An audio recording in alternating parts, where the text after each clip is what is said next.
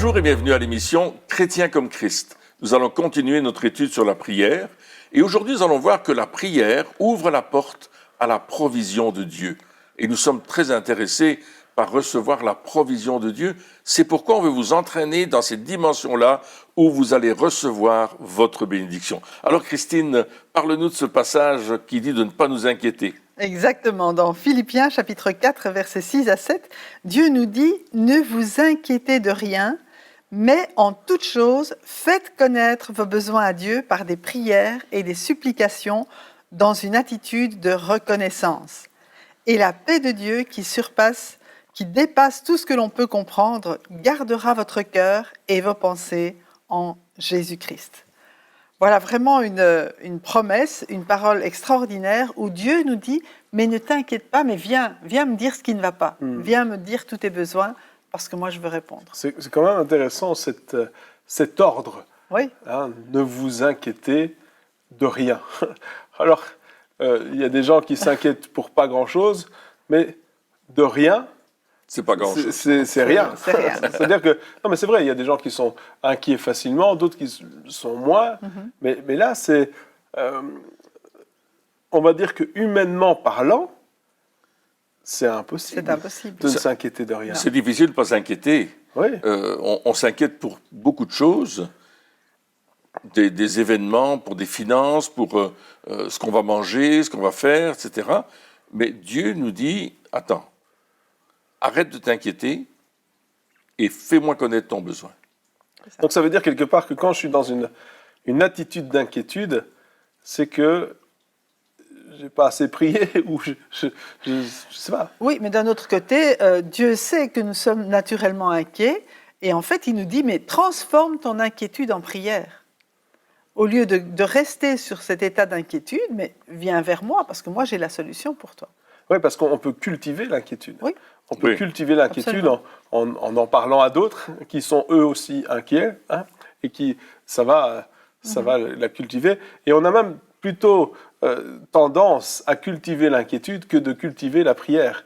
Et là aussi, donc ça veut dire qu'il doit y avoir un changement d'attitude de notre part, en se disant je refuse de cultiver l'inquiétude, je refuse de lui donner à manger, hein, parce qu'on donne à manger à l'inquiétude en disant oui, mais comment ça va se faire on ça, l'alimente, etc. On l'alimente, et puis finalement elle grandit.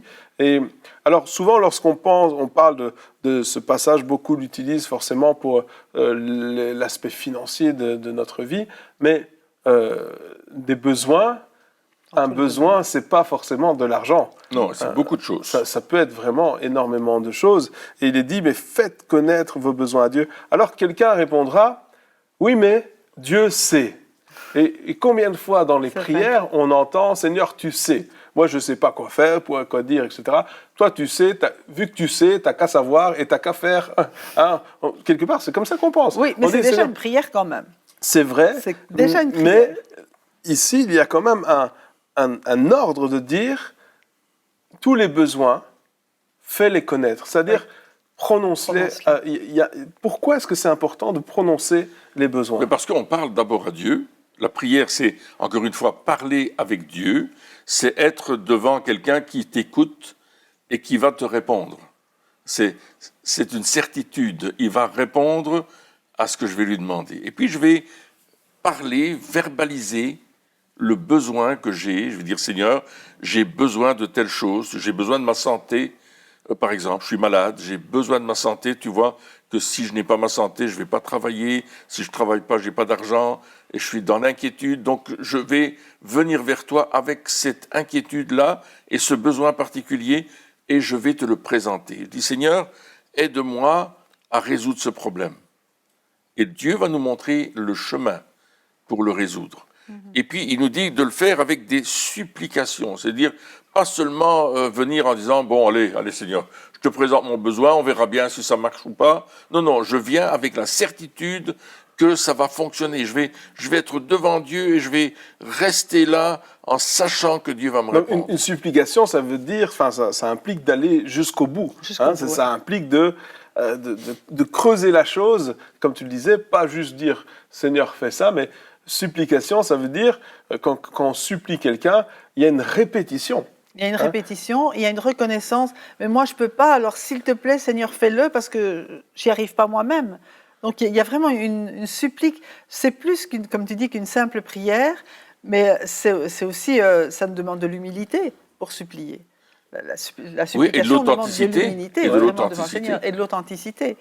Et une reconnaissance que Dieu peut, ce que moi je ne peux pas. Et tout à l'heure, tu disais, souvent on va vers l'un, vers l'autre, et en fait Dieu dit, mais n'allez pas vers les uns, vers les autres qui peuvent rien faire pour vous, sinon vous plaindre, mais venez à moi parce que moi j'ai la solution. Parce qu'on aime se faire plaindre. Voilà, aussi. exactement, c'est ça. Et Dieu dit, mais si tu te fais plaindre, tu vas pas dans le bon sortir, sens. ouais. Tu vas pas dans le bon sens. Et puis, c'est intéressant parce qu'il dit, faites connaître vos besoins. Alors la question, c'est quelle est la différence entre un besoin et un désir? Oh, c'est intéressant ça. Parce que là, ici, il est dit de faire connaître nos besoins, pas juste nos envies. Hein, il parle des besoins. Mais il y a un texte dans la Bible qui dit que fais de Dieu tes délices et il te donnera ce que ton cœur désire. Mais il est bien dit, fais de Dieu tes délices, c'est-à-dire qu'il soit vraiment le summum de ta vie, qu'il soit à la toute première place et toi tu sois en dessous si tu veux, mais pas toi à la première place. Oui, parce que lorsque on fait de l'Éternel nos délices, nos désirs, c'est ce qu'on a besoin. Et nos désirs, c'est ce que Dieu a c'est sur ce son que cœur. c'est ces désirs. Voilà. Donc non, mais c'est quoi justement la différence entre un besoin et une envie? Est-ce que tu t'inquiètes pour une envie? On peut. Oui. Si on a vraiment envie de quelque chose, on peut s'en inquiéter. Je veux dire que généralement, quand on s'inquiète vraiment, c'est que c'est un besoin, c'est que c'est quelque chose de vital pour notre vie ou pour la vie de quelqu'un d'autre, de nos proches. Une inquiétude, ben c'est vraiment, ok, j'en ai vraiment besoin, alors qu'est-ce que je vais faire si je ne l'ai pas? C'est ça, s'inquiéter. Oui, mais des fois, si on veut être honnête, on fait d'une envie un besoin. Ça aussi. Et on commence à faire tout un fromage ou un foie, je ne sais pas, choisissez ce que vous préférez, d'une envie. Et non, mais c'est vrai, il y a des personnes, même si on peut prendre par exemple l'exemple d'un enfant qui veut un jouet. Et moi, je me souviens quand on était enfant avec mon frère, on était au magasin, je sais pas, t'étais là aussi, hein. Et là, on voit tout d'un coup un jouet, je pense que c'était une voiture, non, un truc qui défilait, il n'y avait pas encore tous les trucs électroniques, donc c'est avec un volant, et c'est une image qui défilait. Ah, oui. Hein, et je me souviens que moi et mon frère, on a vu ce truc au magasin, et puis on était là, mais, c'est extraordinaire, en plus ça fait du bruit, on peut appuyer sur le klaxon. Et tout d'un coup, c'est devenu un besoin. C'est-à-dire qu'on en a fait, on a créé un besoin avec une envie. Et je me souviens et on a fait des prières de supplication. Donc c'est-à-dire que, pas à Dieu, mais aux parents. Aux parents, en disant, oh, s'il te plaît, mais je t'en prie. Puis je me souviens parce qu'on faisait les courses, hein, donc on allait dans le magasin et puis on revenait à la charge toutes les 2 minutes en disant oui, mais je me souviens, là, on a fini notre supplication en disant, on te demandera plus jamais rien cette année. Ce sera le dernier. On en a fait un besoin, évidemment, vu que les supplications, ça fonctionne. Les parents ont craqué, on a gagné, et évidemment, il y a eu quelques jours plus tard. Mais tout ça pour dire que c'est important de faire la différence. Oui. Et aussi de devenir aussi objectif pour notre vie et de se poser la question, est-ce que c'est vraiment un besoin ou est-ce que c'est juste une envie? Mais la définition du besoin, c'est que c'est quelque chose qui est nécessaire pour notre vie, qui est vital pour notre vie. C'est ça un besoin. Et lorsque je viens devant Dieu et que je lui expose mes besoins, je vais exposer des faits, des prières pour des choses nécessaires dans ma vie. Il y a peut-être des situations que je suis en train de vivre qui sont tellement difficiles et je viens devant Dieu et je vais persévérer dans ma supplication pour que Dieu agisse dans ma vie. Et il dit ici, tu vas prier, tu vas intercéder, ça veut dire qu'il y a un temps, il y a une croissance. C'est ça. Il y a un cheminement. En fait, lorsqu'il parle de ça, on commence par « arrête de t'inquiéter ». C'est intéressant parce qu'il dit « avant de prier, arrête de t'inquiéter ». C'est pas mal. Et puis voilà, il dit supplication, et puis tu dis, donc après il y a La reconnaissance. la reconnaissance. C'est-à-dire que je sais que Dieu va le faire. Et je dis merci. Et je dis merci à l'avance, avant de l'avoir eu. Je dis, Seigneur, je te remercie. Parce que, et à ce moment-là, il y a un phénomène extraordinaire qui va se passer, c'est que la paix qui dépasse toute mon intelligence, toute ma compréhension, va remplir mon cœur et mes pensées à cause de Jésus. Donc, l'attitude de reconnaissance. Oui. Comment est-ce que je fais? Qu'est-ce que je dois faire pour être reconnaissant? Comment est-ce que ça se passe? Bien, d'abord, je réalise que Dieu, il est au-dessus et qu'il est capable de le faire. Et en fait, la reconnaissance, c'est reconnaître qui est Dieu, c'est reconnaître son œuvre. Et quand on parle de reconnaissance, on dit merci Seigneur parce que tu m'écoutes, merci parce que tu réponds à mes besoins, merci parce que tu prends soin de moi, merci parce que tu es mon papa et tu connais toutes choses. Et en fait, on commence à changer de langage. Nos prières qui sont d'abord donc des prières, des supplications qui sont issues, je vais dire, de l'inquiétude et des besoins, vont se transformer en joie de savoir que notre prière a atteint son but et que Dieu qui est capable de nous répondre et qui veut nous répondre, il va le faire. Donc la reconnaissance nous aide aussi à nous rappeler de ce que Dieu a déjà fait. Oui, aussi. Hein, tu disais, voilà, tu réponds, je sais que tu réponds. Comment je le sais? Parce que j'ai déjà vécu. Et donc, c'est-à-dire que lorsqu'on commence à avoir cette attitude de reconnaissance, on commence à remercier Dieu en commençant, comme tu dis, en disant, Seigneur, mais merci parce que le besoin que je viens de t'exposer là, avec cette supplication, avec cette intercession, avec voilà, vraiment tout mon cœur, je sais que tu y réponds comme tu as déjà répondu dans le passé, comme tu l'as fait pour un tel, etc. Et là, quelque part, ça va nous fortifier. Oui. Et puis tout d'un coup, je pense que cette attitude de reconnaissance nous fait voir la possibilité d'une réponse. Oui. Et je dirais même que la reconnaissance, c'est quelque chose de pratique. Il y a un exemple de la Bible, c'est la guérison de la belle-mère de Pierre. Elle est malade, elle a de la fièvre, c'est très grave. Et la Bible dit qu'on parla d'elle à Jésus. Quelqu'un a exposé le besoin. Jésus va voir la belle-mère, il la prend par la main, il menace la fièvre, elle se lève, elle est guérie. Et sa reconnaissance, c'est de tout de suite faire à manger et de servir Jésus et ses disciples. Tout de suite. La guérison, quelqu'un parle du besoin, il y a la guérison, et la personne qui a été guérie est dans la reconnaissance pour ce que Dieu a fait pour elle.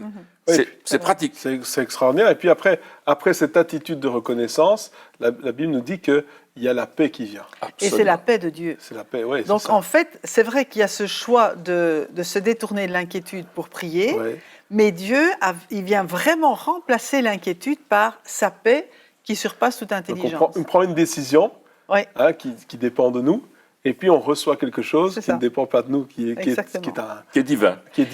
Qui est tellement divin que quelquefois on se demande, mais comment ça se fait que je ne m'inquiète plus? Oui, c'est ça. C'est étonnant pour nous, c'est étonnant pour ceux qui nous entourent et qui voient que le besoin n'est pas encore matériellement, je veux dire, répondu, visiblement répondu, mais qui nous voient dans la paix, et c'est une paix qui est incompréhensible, qui surpasse l'intelligence, parce que c'est la paix de Dieu. Oui, et puis cette paix-là, ça veut dire que donc on n'est pas, quelque part ce passage nous dit, tu n'es pas appelé à vivre dans l'inquiétude, tu es appelé à vivre dans la paix. Hein.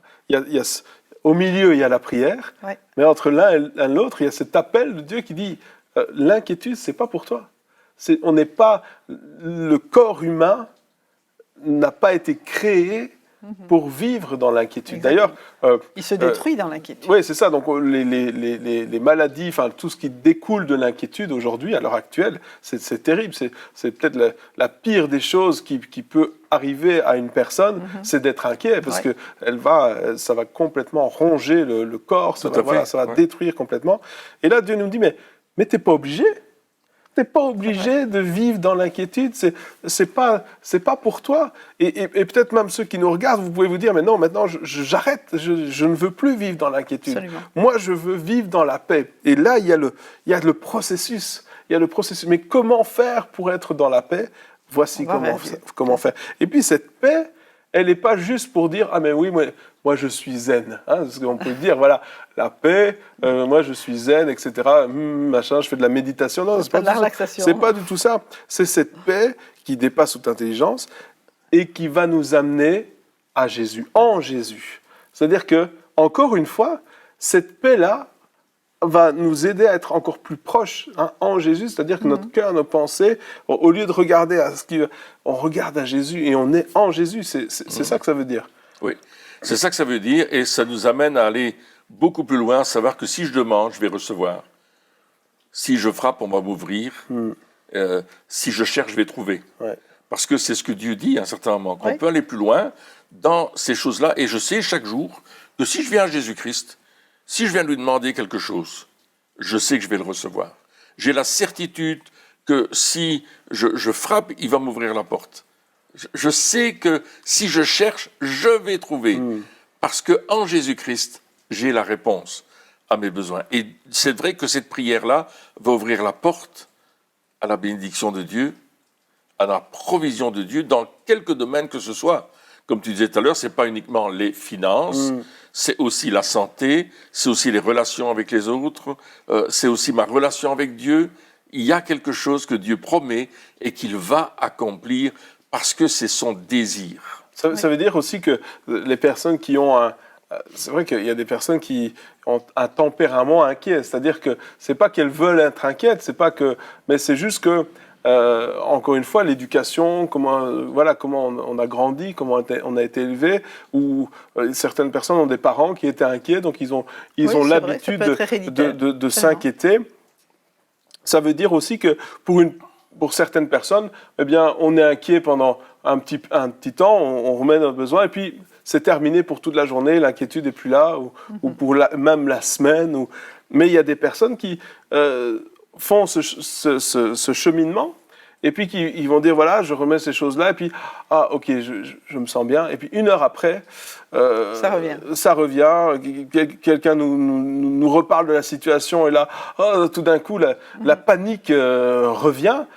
À ce moment-là, je pense que le processus, on peut le faire autant de fois que nécessaire. Donc, c'est-à-dire que c'est aussi une habitude à prendre, une discipline, à prendre, de dire non, mais oui, mais je l'ai fait déjà aujourd'hui. Oui, tu l'as fait aujourd'hui, mais là, tu as encore besoin, c'est même un besoin de le refaire. Mais l'inquiétude, c'est l'antithèse de la foi, c'est-à-dire que je ne crois pas que Dieu peut répondre à ma demande. Ou bien j'oublie qu'il peut. Oui, mais parfois, parce que la Bible dit que méchants comme nous sommes, on peut donner des bonnes choses à nos enfants.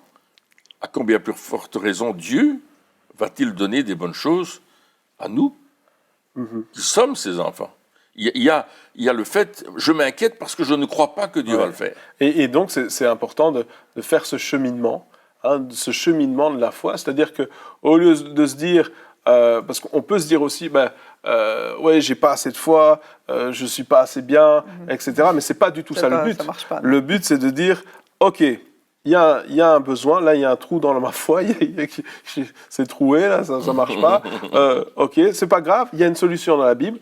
Je vais la mettre en pratique. Et puis, je pense que au fur et à mesure de le faire encore et encore et encore, à un certain moment, au lieu de le faire, par exemple, 10 fois par jour, je vais le faire 8 fois. Et puis, la semaine d'après, je vais le faire 7 fois.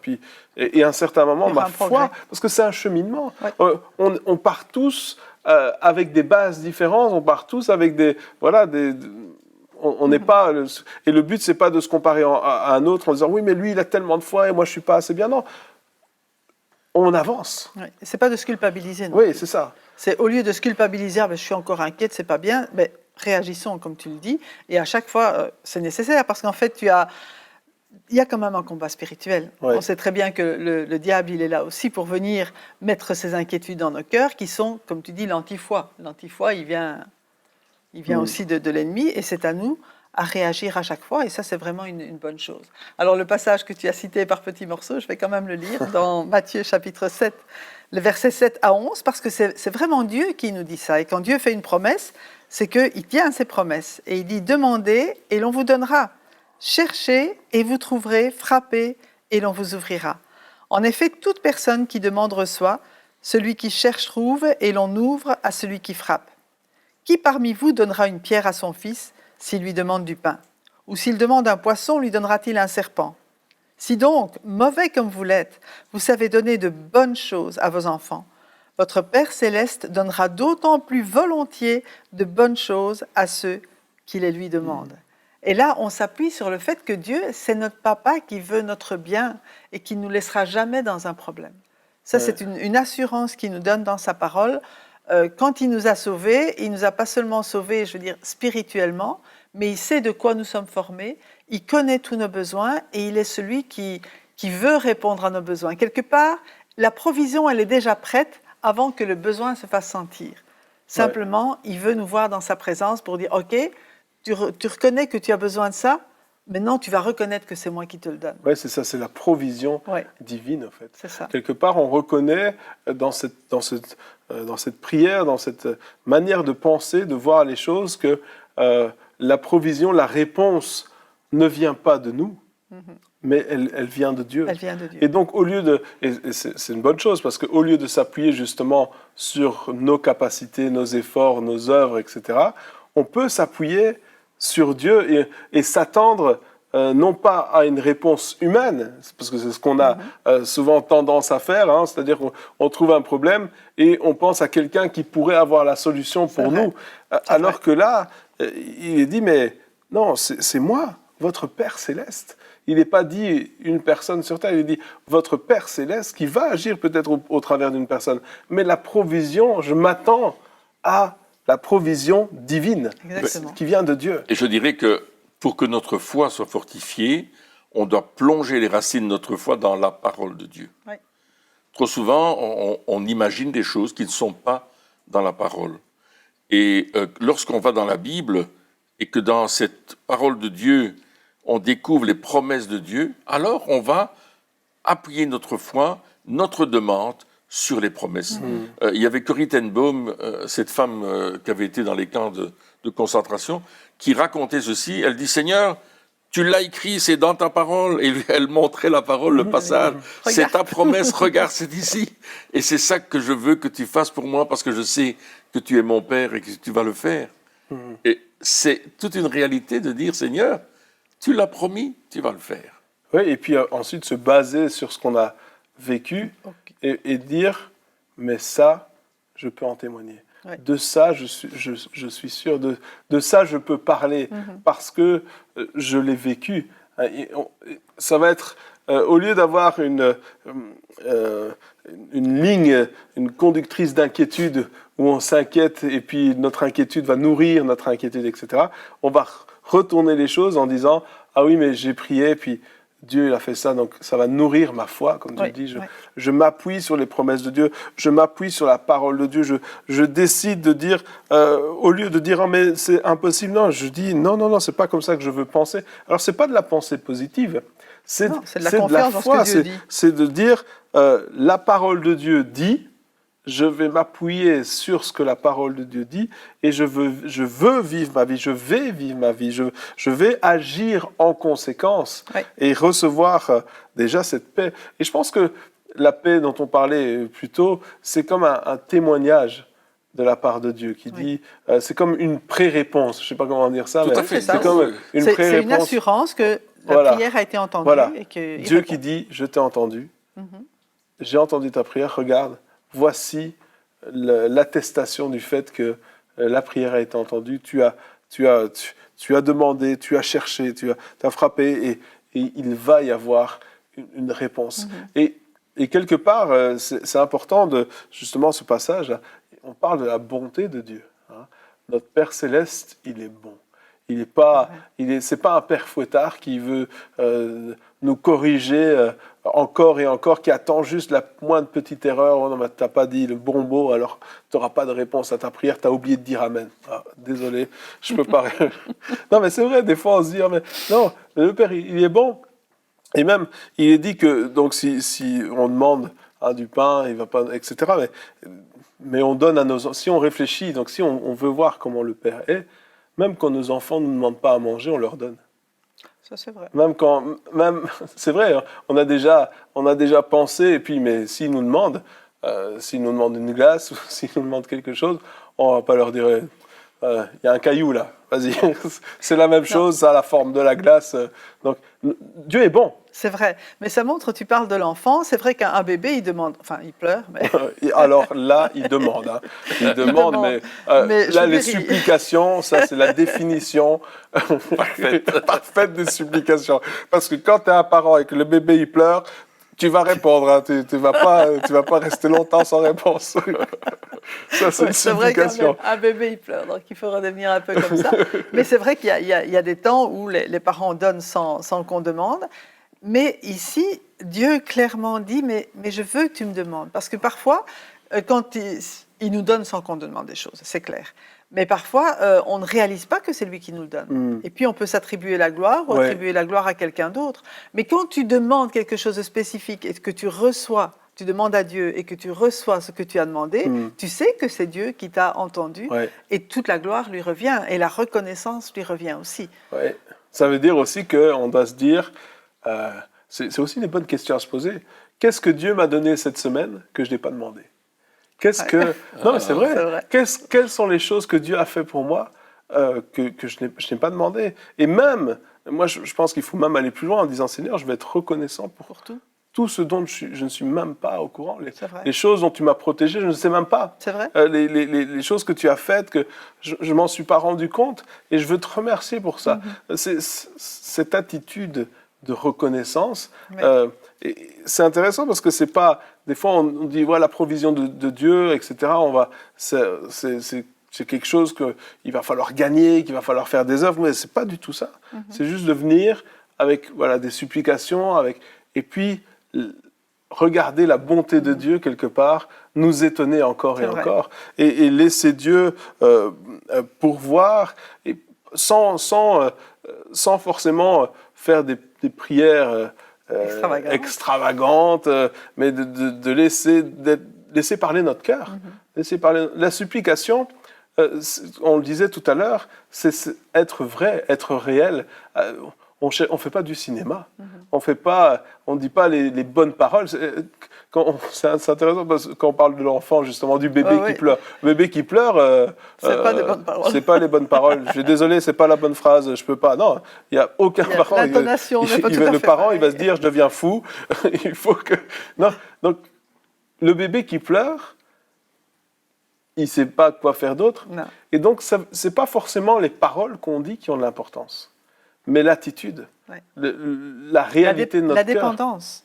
La dépendance, voilà, toutes ces choses-là où Dieu il va voir notre cœur et il va dire, lui, il a reconnu ses besoins, il est venu, il a fait cet effort, il a compris ce principe de la prière, il a compris que la réponse, elle est en moi, et quelque part, c'est, encore une fois, le but, c'est pas de dire Dieu est un distributeur automatique, parce que si on ne lit que le premier partie, on peut dire ok, je vais faire ça, c'est un truc, je vais le faire, etc. Et comme ça, je vais demander, je vais supplier et je vais recevoir et c'est bon pour moi et comme ça, je vis ma vie.